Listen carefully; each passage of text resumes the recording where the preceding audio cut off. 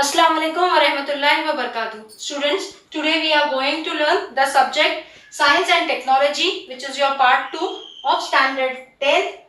पिछले पीरियड में हमने चैप्टर 3 पढ़े थे, that is life processes in living organism. अब जो हम ये पीरियड में पढ़ने वाले, the next topic is sexual reproduction in plants.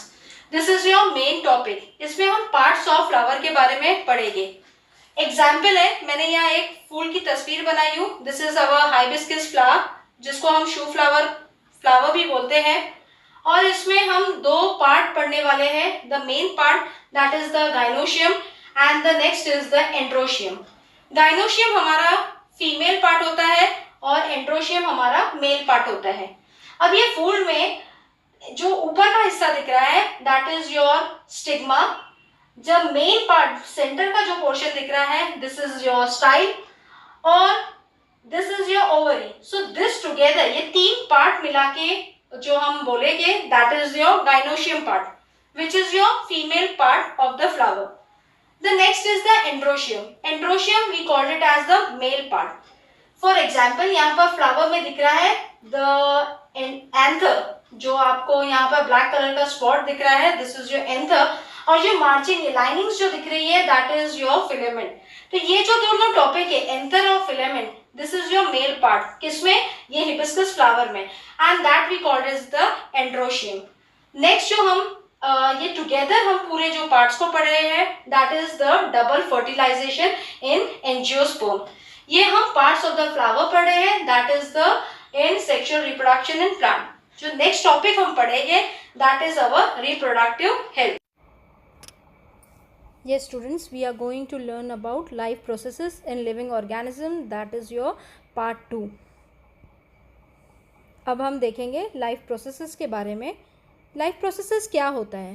Formation of a new organism of same species by earlier existing organism is called as reproduction. ये हमारा definition है. लास्ट टाइम भी हमने रिप्रोडक्शन का डेफिनेशन पढ़े थे. सिंपल टर्म्स में मैं रिप्रोडक्शन का डेफिनेशन बोलूँगी कि रिप्रोडक्शन मीन्स टू रिप्रोड्यूस. कोई चीज़ का रिप्रोडक्शन होना, रिप्रोड्यूस होना. मैंने एग्जाम्पल हमेशा दी हूँ कि एक आम का पेड़ ही देता है. एक पपैये का झाड़ ही देता है.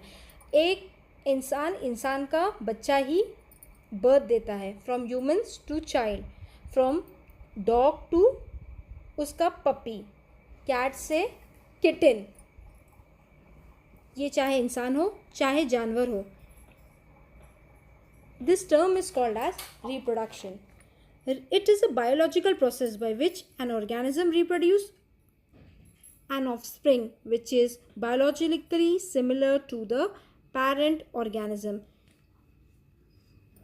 Reproduction is one of the various important characters of living organism. It also one of the various response और it is the various reason responsible for the evolution of each species.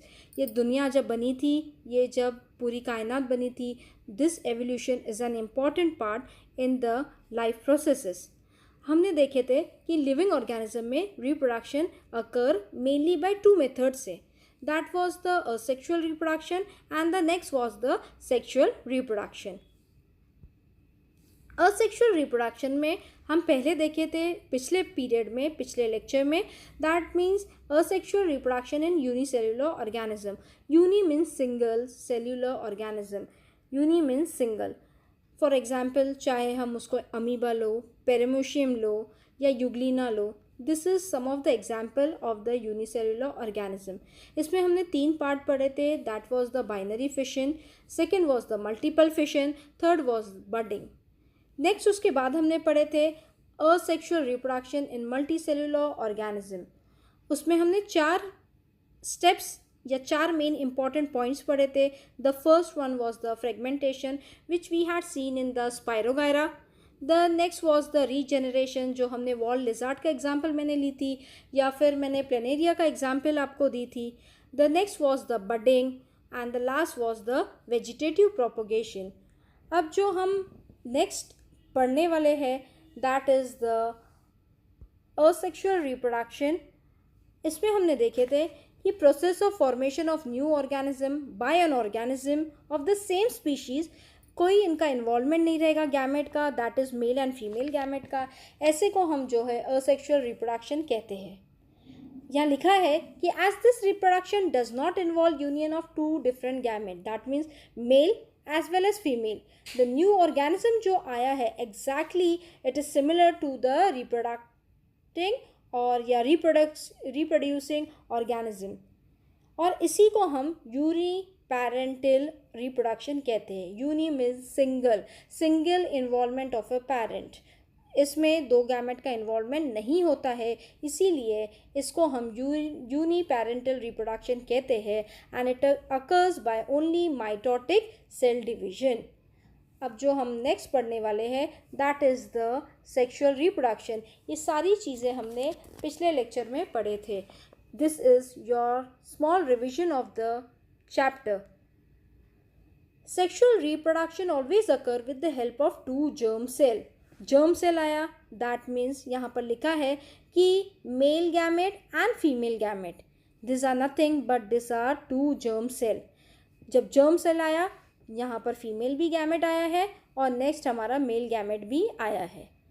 इसमें हम दो मेन प्रोसेस के बारे में देखेंगे, that is the gamete formation and next was the fertilisation.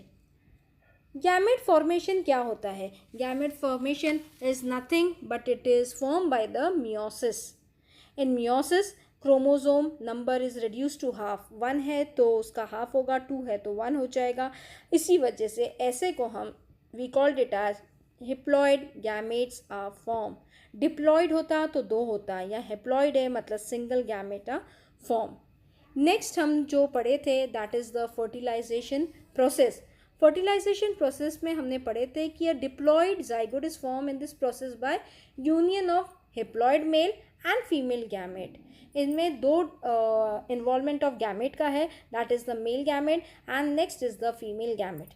और the zygote divide by mitosis and embryo इस तरह बनता है and this embryo then develop to form a new individual and this process is called as fertilization. इसको हम fertilisation कहते हैं। Next जो हम आज के पीरियड में पढ़ने वाले हैं द न्यू चैप्टर या the new topic, the chapter which is third chapter का हम न्यू टॉपिक जो पढ़ने वाले हैं that is your sexual reproduction in plants. Sexual reproduction in plants के बारे में हम पढ़ेंगे। इसमें यहाँ लिखा है कि flower is the structural unit of sexual reproduction in plant. Plant में फूल जो है बहुत ही इंपॉर्टेंट रोल प्ले करता है, या फूल का इसमें बहुत इंपॉर्टेंट रोल है, एक इम्पॉर्टेंट हिस्सा है, that is in the sexual reproduction in plants. Reproduction is nothing but it means to reproduce, की चीज़ का रिप्रोड्यूस करना, हूबहू उसी शक्ल की दूसरी शक्ल में तब्दीली होना, पेरेंट्स टू चाइल्ड। हम इंसान हैं तो इंसान ने इंसान का ही बच्चा दिया है, इंसान ने इंसान की जैसा ही ऑफस्प्रिंग, एक humans to the same type, that is the child which is develop the same individual, same उसका, हम ये तो नहीं बोलेंगे उसकी सिमिलैरिटीज़ पे तो नहीं आएंगे, लेकिन इंसान जो है इंसान से इंसान का बच्चा ही हुआ है। ये लायन से लायन का बच्चा ही लायन ने दिया है, that is the reproduction, that is to reproduce. Plant के टर्म में हम लेंगे तो it is the sexual reproduction in plants में हम फ्लावर एक एग्जाम्पल यहाँ पर ले रहे हैं, that is it consist of 4 whorls. Whorls का मीनिंग आप यहाँ पर लिखा है floral whorls, whorls are nothing but it is called as, और इसमें लिखा है कि वर्ल्स में 4 इंपॉर्टेंट बातें आई है, that is the calyx, the next is the Corolla, the androecium and the gynoecium. इसमें 4 इंपॉर्टेंट बातें आई है। एंड्रोशियम जो हमारा है, मैं यहाँ पर आपको बोलूँगी कि calyx are nothing but they are called as sepals, फूलों का नीचे का जो हिस्सा, जैसे फूल की डंडी जो होती है उसमें से डंडी से जो जुड़ी होती है, ऊपर की जो पत्तियाँ होती है, डंडी से जब पत्तियों के अंदर जो नीचे का ग्रीन कलर का लेयर होता है और उससे जब वो फ्लावर डेवलप होता है, वो हिस्से को हम जो है कैलेक्स बोलते हैं या हम सेपल्स बोलते हैं। Corolla are nothings but corolla are called as petals, petals जैसे हम फूलों की पत्तियाँ कहेंगे, पत्तियाँ is called as petals. The next is the androecium, androecium हमारा मेल फ्लावर होता है, या हम कहेंगे the stamen of a flower collectively. And the gynoecium is nothing but it is a female part of the flower, या हम बोलेंगे it consist of 1 or 2 more carpel, that is your gynoecium which is arranged in sequence. फूल में ये सारी चीज़ें बहुत अच्छे से अरेंज होती है फ्रॉम आउटसाइड टू इनसाइड, बाहर से लेके अंदर की ओर तक। ये सारे जो है फूल का जो बहुत ही तरतीब से जो है अल्लाह ने इसको फूलों को बनाया है, बाहर के हिस्से से लेके अंदर के हिस्से तक का। And this androecium and gynoecium are called as essential word. और ये जो है एंड्रोशियम और gynoecium, that means the male flower and the female flower together we called it as essential world. अब आप कहेंगे essential world क्या होता है? essential world are nothing but they are also called as reproductive worlds. इसमें which include stamen and pistil होता है। मैं अगले इसमें आपको फूल की जो है तस्वीर बताऊंगी, इससे बहुत अच्छे से आपको क्लियर हो जाएगा कि ये सारे चीज़ें कैसे हम कहते हैं। द नेक्स्ट यहाँ पर लिखा है because they are perform the function of reproduction. ये सारे जो है रिप्रोडक्शन परफॉर्म करते हैं, फंक्शन ऑफ रिप्रोडक्शन परफॉर्म करते हैं। Whereas this calyx and this calyx means this sepals and corolla means these petals are called as accessory whorls. ये दोनों बातों को हम क्या कहेंगे? दोनों चीज़ों को हम accessory whorls कहते हैं। This accessory whorls are also called as vegetative whorls, जिसमें sepals and petals का इंक्लूड होता है, या ये दोनों चीज़ें इसमें इंक्लूड होती है। बिकॉज दे आर रिस्पॉन्सिबल, ये दोनों जो है रिस्पॉन्सिबल है for protection of the inner whorls के लिए, अंदर के हिस्सों के लिए। बाहर के हिस्से जो है बहुत ही इम्पॉर्टेंट होते हैं और ये सारे जो है रिस्पॉन्सिबल रोल प्ले करते हैं। Member of calyx are called as, जैसे मैंने पहले ही बताई हूँ कि calyx are called as sepals. Calyx को हम सेपल्स कहते हैं, जो ग्रीन कलर का हिस्सा होता है फूल में, and they are green coloured. Member of corolla are called as petals. ये जो पत्ते होते हैं, ये जो पेटल्स होते हैं, ये पत्तियाँ जो फूलों की होती है उसको हम कोरोला कहते हैं और इसी को हम पेटल्स कहते हैं। And they are variously coloured, और ये अल्लाह ने ये फूलों को बहुत ही अच्छे कलर के बनाए हैं। अगर ये एक एग्जाम्पल है, मैं नेक्स्ट आपको इसके बाद फूल का डायग्राम ही बताऊंगी। इसमें मैंने एक हिबिस्कस का फ्लावर ली हूँ। हम तमाम फ्लावर के बारे में कहेंगे, चाहे वो लोटस हो, जास्मिन हो, रोज़ हो, लिली हो, तमाम फ्लावर अपनी अपनी शक्ल के होते हैं, पर तमाम फ्लावर्स में जो पार्ट होते हैं, चाहे वो कोरोला हो, चाहे वो पेटल्स हो, चाहे वो एंथर, स्टेमेंस, स्टाइल, जो भी होता है, ओवरी, ये सारी चीज़ें हर फ्लावर में जो है पाई जाती है। और यहाँ पर यही लिखा है कि androecium are the male flower and the gynoecium are the female flower. इससे आपको ये दो बातों के बारे में क्लियरिटी होती है कि एंड्रोशियम हमेशा मेल फ्लावर ही कहा जाता है और गाइनोशियम को फीमेल फ्लावर ही कहा जाता है। नेक्स्ट हम देखेंगे पार्ट्स ऑफ द फ्लावर के बारे में हम पढ़ेंगे। ये हमारा फूल की तस्वीर है। This is our part of the, this is our nut hibiscus flower. ये हमारा हिबिस्कस का फ्लावर है और यहाँ पर दो फूल दिख रहे हैं आपको, that is the papaya flower. अब यहाँ पर मैं आपको एक्सप्लेनेशन दे रही थी और ये फूल से आपको पता चलेगा, या ये फूल से देख रहे हैं आपको ये क्लियरिटी होंगी कि ये ऊपर का जो हिस्सा दिख रहा है, ये ऊपर का जो हिस्सा है, this portion is called as the stigma. ये लंबा सा जो पोर्शन है, the long line which you can see is nothing but it is the style, and the next is the ovary. This together, three portions are called as gynoecium, and gynoecium is the female part of the flower. Next, आपको ये red colour का जो ऊपर का हिस्सा दिख रहा है, that is your anther, and this lining portion is called as the filamen, and these two are together called as androecium, which is the male flower. मैं आपको कब से बता रही थी कि कैलेक्स ये फूल का हमारा ग्रीन कलर का पोर्शन होता है, जहाँ से ये फूल स्टार्ट होता है। दिस इज़ द स्टॉक, ये जो पेडिसल दिख रहा है आपको, जहाँ से फूल की शुरुआत होती है, इसको हम पेडिसाइल कहते हैं। और ये हिस्से को हम चाहे कैलेक्स कहें या चाहे हम उसको सेपल्स कहते हैं। ये कोरोला है, कोरोला को चाहे हम पेटल्स कहें या फूलों की पत्तियाँ कहें। तो इसी तरह ये पूरा जो है हिबिस्कस फ्लावर कहे या शू फ्लावर हम उसको कहते हैं, ये फूल जो है पूरी अच्छी तरह से ये डायग्राम से आपको इसका स्ट्रक्चर का सिस्टमैटिक रिप्रेजेंटेशन के ज़रिए से आपको ये पता चलता है कि कौन से हिस्से को क्या कहते हैं. And these are the two examples of the flower, that is the papaya flower है. ये पपैया का फ्लावर है और इससे आपको क्लियरिटी होती है कि सेक्सुअल रिप्रोडक्शन ऑफ प्लांट्स अब तक की जो मैं एक्सप्लेन कर रही थी ये कौन कौन से पार्ट्स कहे जाते हैं. द नेक्स्ट जो हम पढ़ेंगे सेक्सुअल रिप्रोडक्शन इन प्लांट्स में, a flower is called as bisexual. Flower को हम क्या कहते हैं? बाइसेक्सुअल कहते हैं. बाइसेक्सुअल मतलब क्या? इफ़ बोथ आर होल्स कहेंगे दैट इज़ मेल, और male and gynoecium is the female. दोनों का अगर इनका इसमें टुगेदरनेस रहेगा, या बाइसेक्सुअल का अगला मीनिंग मैं कहूँगी तो it is having both pollen and seeds, दोनों रहते हैं. That means the male and the female flower part of the flower, तो which is present in the same flower, दोनों भी एक ही फ्लावर में जब प्रेजेंट होता है. That is one of the example मैंने आपको फूल का दी हूँ. That is the hibiscus flower, and that flower is called as the unisexual if any one of the above mentioned two holes is present in the flower. If only androecium is present, it is the male flower. अगर इसमें सिर्फ female होता तो उसको हम gynoecium बोलते हैं, और अगर कभी एंड्रोशियम प्रेजेंट है इसीलिए हम इसको मेल फ्लावर कहते हैं.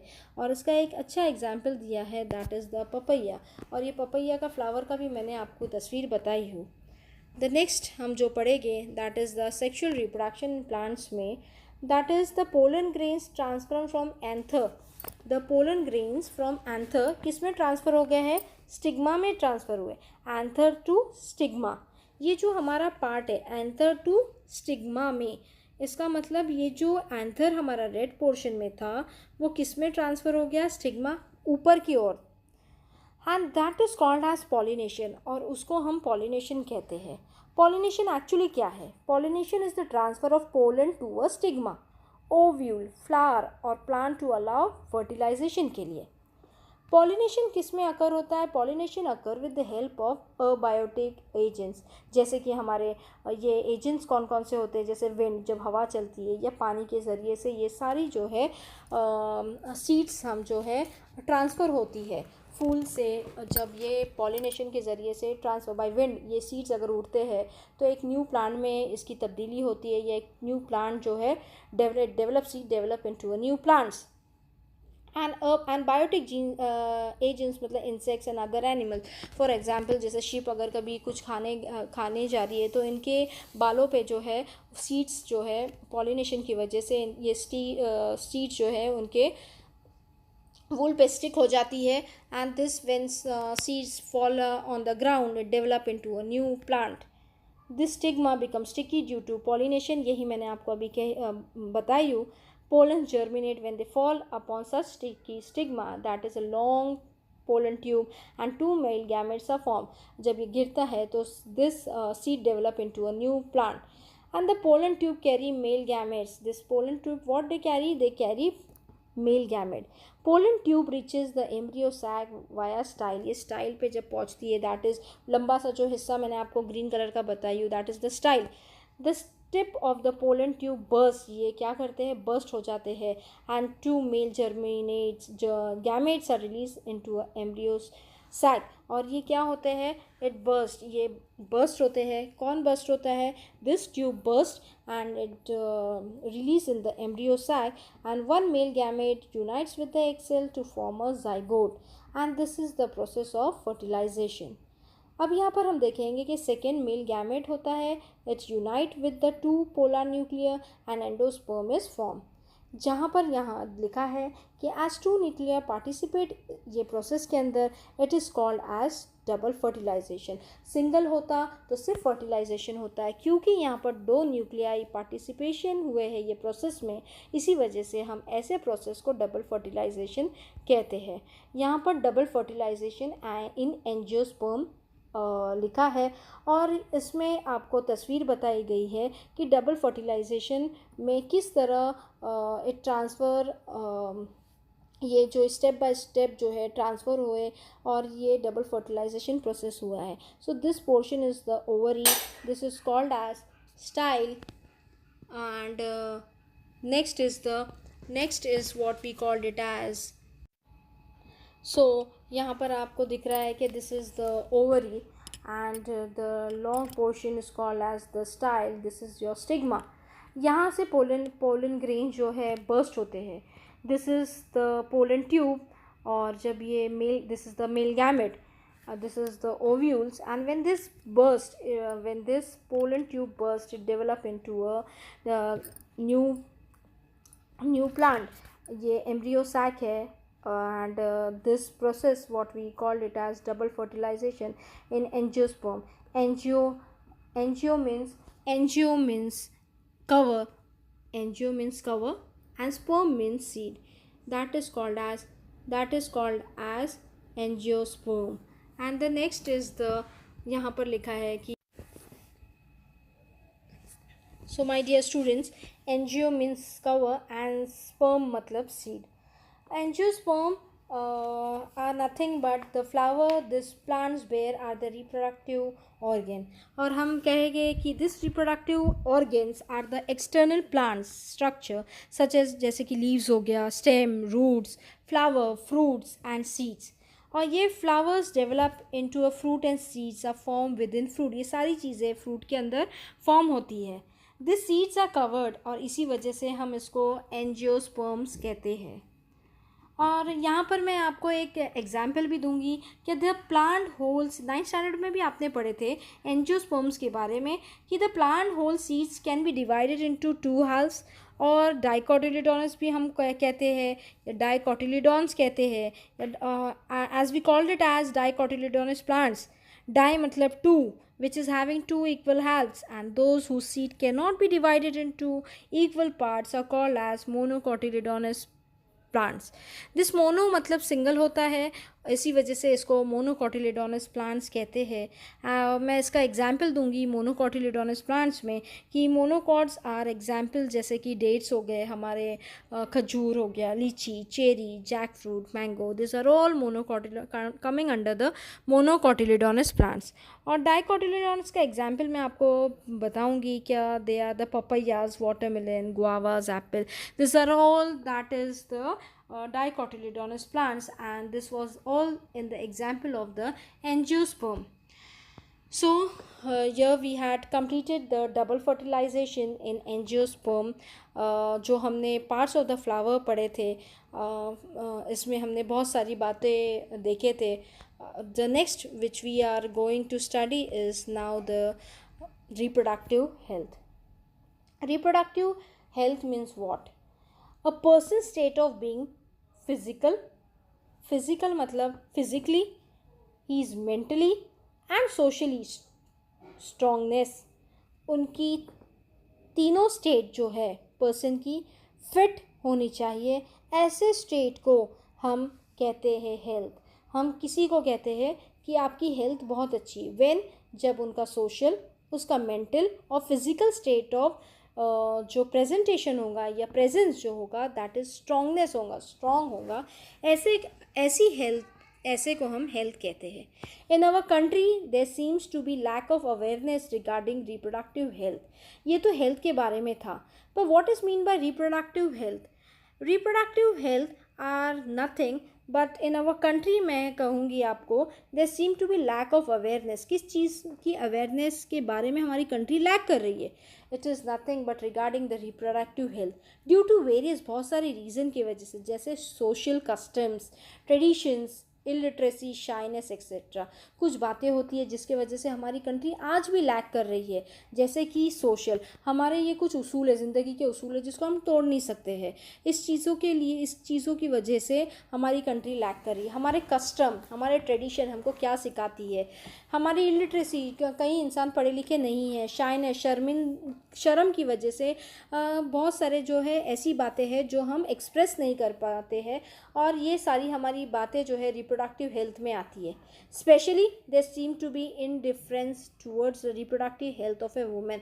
आज के प्रेजेंस के अंदर बहुत सारे लोग जो है अपनी हेल्थ की तरफ अच्छे से ध्यान नहीं देते हैं. Indifference towards the reproductive health of a women, मतलब वुमेन जब अपनी हेल्थ की तरफ ध्यान नहीं देते हैं तो बहुत सारी बीमारियां होती है, बहुत सारे रीजंस भी होते हैं ये बीमारियों के लिए. And some problems regarding reproductive health में arise in mens too, mens में भी ये बातें होती है, ये सिर्फ वुमेन्स में ही नहीं देखी जाती है, but we can see in this reproductive health may arise in men too, and it is essential to maintain the cleanliness of their genitals. और ऐसे कुछ प्राइवेट पार्ट्स होते हैं जिसको हमें क्लीन रखना भी बहुत ही ज़रूरी है, बिकॉज अगर ये चीज़ें अगर क्लीन नहीं रहेगी या ये सारी पार्ट्स को हम क्लीन नहीं रखते तो it can cause many diseases और आगे लाइफ में बहुत सारे प्रॉब्लम होते हैं. And this year we complete our chapter, the last topic ये हमारा रिप्रोडक्टिव हेल्थ था, और यहाँ हमने पूरे चैप्टर को कवर अप किए हैं. और जो कुछ पॉइंट्स, कुछ बातें इसमें रह गई है, that is the sexual reproduction in humans. ये टॉपिक को, ये पूरे टॉपिक को हम बाद में लेंगे. यहाँ हमने पूरे चैप्टर को कंप्लीट किया है. वो पूरा टॉपिक नेक्स्ट जब हम स्कूल हमारी खुलेगी तब ये पार्ट को, that is the sexual reproduction in humans को एक्सप्लेनेशन किया जाएगा. और मैंने इसी वजह से अगला पार्ट ली थी, that is the sexual reproduction in plants के बारे में. And the last topic was the reproductive health. Here we had completed the chapter. Now I am giving you the assignment. Student, you have to complete this assignment. में यहाँ पर पहला question है कि complete the following chart.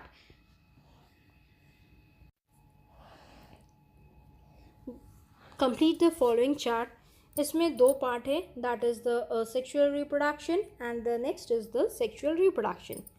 यहाँ पर पहला question था, reproduction that occur with the help of somatic cells is called as asexual reproduction. इसका आंसर है आपको लिखना है आपकी नोटबुक में कि reproduction that occur due to formation of gametes is called as sexual reproduction. Gametes है, इसका मतलब यहाँ पर मेल गैमेट भी है और फीमेल गैमेट है. असेक्सुअल था, इसका मतलब इनमें कोई एक का इन्वॉल्वमेंट था. सेक्सुअल है, इसका मतलब इनमें दो गैमेट का इन्वॉल्वमेंट है. नेक्स्ट हमारा यहाँ पर क्वेश्चन है कि male and female parent are necessary for sexual reproduction. इसका मतलब सेक्सुअल रिप्रोडक्शन के लिए मेल और फीमेल पैरेंट का होना नेसेसरी है. असेक्सुअल रिप्रोडक्शन में it is not at all necessary, इसकी कोई ज़रूरत नहीं है. इन असेक्सुअल रिप्रोडक्शन. नेक्स्ट हमारा जो क्वेश्चन है, that is this reproduction, this is the distinguishing part. The third one is the this reproduction occur with the help of mitosis only. इसका answer है this reproduction involves meiosis due to gamete formation. Next हम देखेंगे, new individual form by this method is genetically different from parents. यहाँ लिखा है कि नया individual जो फॉर्म हुआ है in this method involve in sexual reproduction में, ये टोटली डिफरेंट है किससे, पेरेंट्स से. ज़रूरी नहीं कि हम हमारे मम्मी डैडी की ही जैसे दिखते हो सकता है हम अपने नाना नानी की जैसे दिखो या दादा दादी की जैसे दिखे, लेकिन हम पेरेंट्स से बच्चा जो हुआ है ज़रूरी नहीं वो उन्हीं के जैसा दिखता हो. उनकी जैसी सिमिलैरिटीज़ हो सकती है, उनके जैसे कैरेक्टर्स हो सकते हैं, पर ज़रूरी नहीं कि वो उनके जैसा ही दिखे. यहाँ पर लिखा है new identical to the parents. So this new individual which is formed, they are identical to the parents. Next यहाँ पर लिखा है